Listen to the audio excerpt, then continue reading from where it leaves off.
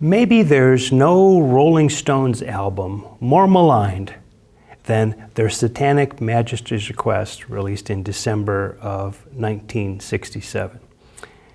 Many people looking at that album, just looking at the cover, say, gosh, it looks just, they're trying to do Sgt. Pepper. This is really not the Rolling Stones' finest hour. Obviously, the drug busts and all of their personal troubles in their personal business had sort of gotten the best of them. Maybe they were too addled by drugs or their own wealth or their own fame. Maybe they lost it here. And so there are a lot of folks who really sort of see that as the weak, of all the ones that we'll be talking about, the one sort of weak album. I tend to differ on that. I think that the album is a lot better than people give it credit for, but I will not dispute the fact that it is different.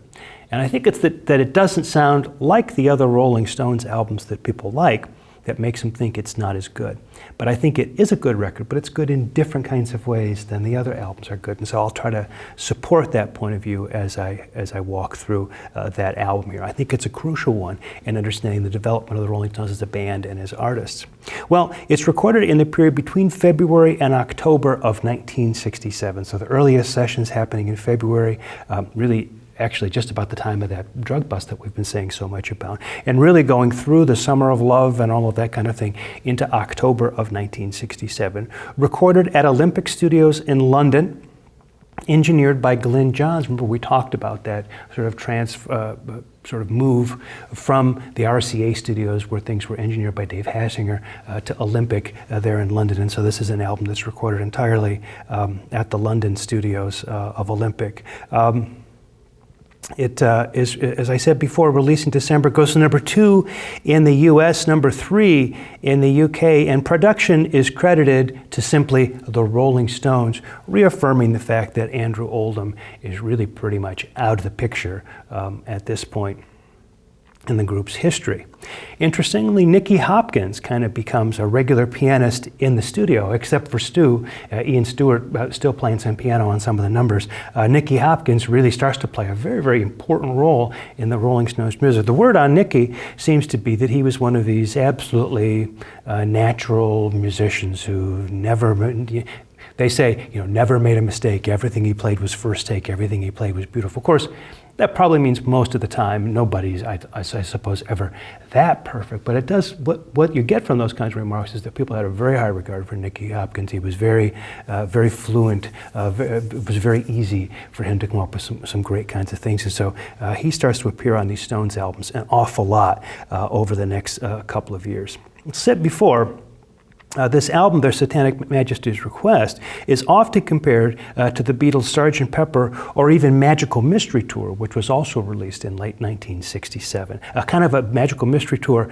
was released as a double EP in the UK. We got it in the US as an album, but in the UK it was a double EP, and it was linked to a television movie that had been filmed in beautiful color and then was broadcast in black and white. Kind of took some of the psychedelic impact out of it. Anyway, it was seen as the Beatles' first big flop. So maybe to a certain extent, their Satanic Majesty's Request is being tarred with the same brush that was busy tarring the Beatles for Magical Mystery Tour in the television movie that had done so poorly for them. Anyway, I think it's probably an apt comparison because all of these records, Sgt. Pepper, Magical Mystery Tour, their Satanic Majesties, all very sort of involved in the psychedelic aspect of the day. I would say that their Satanic Majesty's Request is the most experimental album so far, although we've been tracking a lot of kind of musical experimentation in the Rolling Stones music going back at least as far as Aftermath and Between the Buttons, and talking about the role of Brian Jones and being able to play all these different kinds of instruments and all these different kinds of styles and this kind of thing. So it's not like they haven't been experimenting before this point, but it does really mark a high point of the psychedelic stage of the group's career. The album art is worth noting. It has the Rolling Stones in what look like, I don't know, wizard costumes or something like that. It kind of one-ups the Beatles a little bit in that the Beatles cover was, pretty impressive in its day. Not a lot of groups had taken that much time and trouble to put together a cover the way the Beatles did on that one. But the Rolling Stones took it one extra level by making theirs a kind of 3D cover using some kind of hologram-ish kind of technology where when you looked at it, it looked as if it was in 3D. Back in those days, they had these, and they were sort of thickish, so the album was not as sort of flat as a regular album, a little bit thick, but what gave you the ability to do was sort of see into sort of 3D, and that was, oh wow, even more psychedelic. So the Stones went there with this. It was actually shot, the cover, by Michael Cooper, the exact same guy who'd done the Sgt. Pepper cover. He was a friend of Robert Fraser, remember the guy who was busted along with Keith and Mick at that party in February, who was an art dealer. And this guy, Michael Cooper, had also been at that party in February, but he somehow escaped being charged with any crime and got out of it scot-free. So kind of a small circle of folks around here. Michael Cooper had other kinds of plans with Mick, film plans, various kinds of things like that. So he was part of the circle at that point. Let's have a look at the album. Again, as I said, recorded Olympic engineer by Glyn Johns, who I've mentioned a couple times is now going to be kind of the go-to engineer.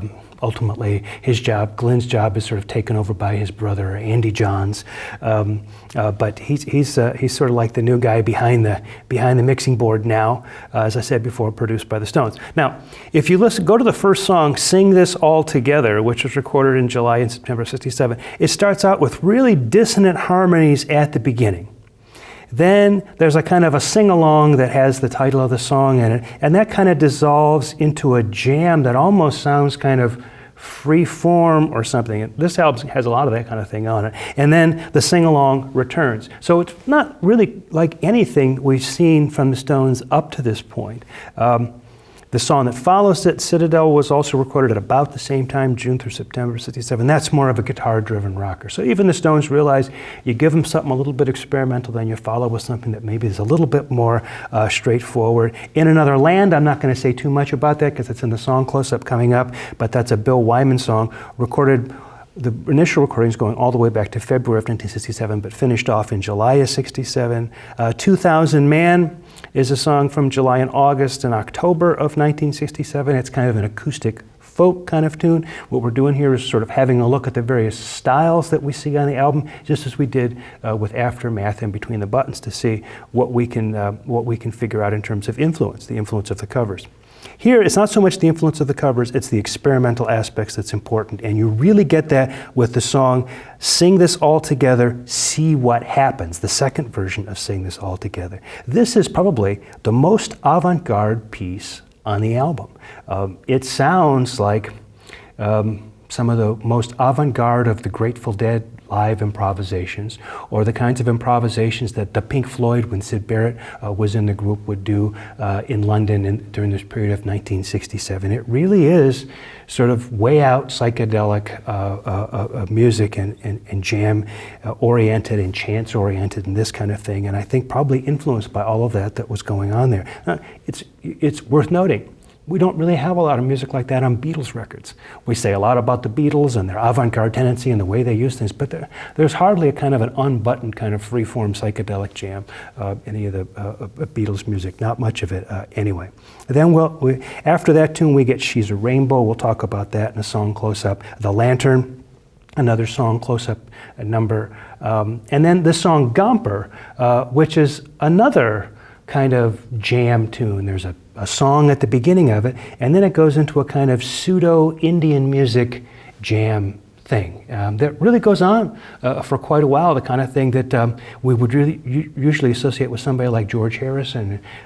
Maybe, I suppose, people at the time might have thought it sounded like Ravi Shankar or something, although it doesn't really if you know Indian music, but close enough for people who don't. But anyway, the important thing is that it kind of goes someplace that the Stones hadn't been before and continues this kind of live improv kind of thing.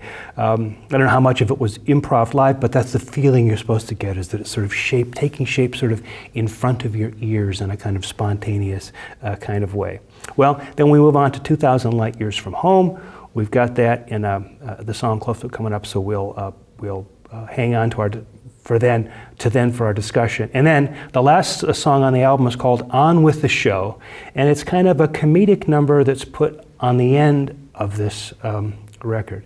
And it's interesting that we start to see this a little bit, sort of consistency with Rolling Stones records, that at the end they'll put some tune on there that basically says the record is over now, you know. And it tells you a couple things. They're thinking about the record as a kind of a concept from beginning to end. And maybe the first ones to really sort of famously do this were the Beatles with the return of the Sgt. Pepper theme before A Day in the Life at the end of the Sgt. Pepper record. So again, a couple of singles released from this album were She's a Rainbow and 2,000 Light Years from Home. We'll talk about those in just a minute when we go to our song close-ups. So let's do that now.